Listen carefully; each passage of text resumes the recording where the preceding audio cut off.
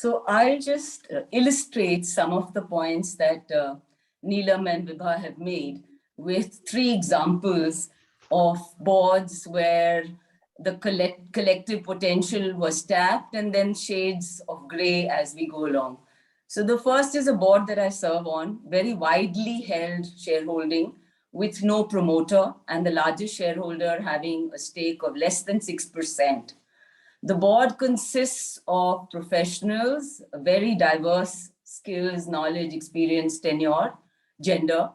The chairperson is a non-executive chairperson, and the board is deeply engaged in all aspects that Neelam covered in her opening remarks. And in fact, this board has won many awards for being one of the best governed boards. So that's one board where the collective potential has been well tapped.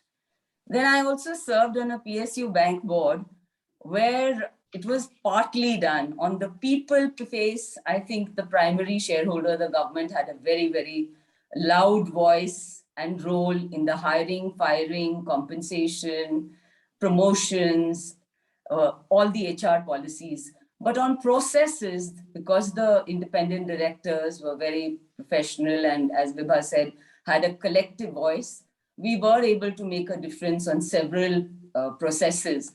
And I'll give you one instance of tracking of credit proposals. We noticed that the proposals would take nearly 6 months for the credit to be sanctioned by the board. And when the management was pushed as to why it takes so much time, we were told that the customer or the potential borrower of credit takes a long time to respond to the queries from the bank. And I told myself, if I had to borrow money from the bank, why would I sit on responding to the bank, which has to give me credit? So we put together a credit tracker in place, and it worked. It brought down turnaround time for credit sanctions to nearly 50%.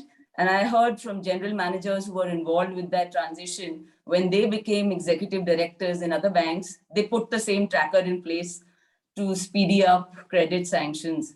So here, I think it was partly tapped. Very little contribution on people, some contribution on processes. Then I also have served on a board where the Lalaji took all the decisions, whether it was capital allocation, whom to be granted ESOPs, what should the strategy be, and the board was just a tick in the box. And in fact, one of the marquee directors also told me to just chill, no need to contribute, enjoy the commission, the party is on. And I did finally step off the board. So these were 3 instances that I can share with you on shades of whether the board, collectively tapped into its potential, partly, fully, and none at all.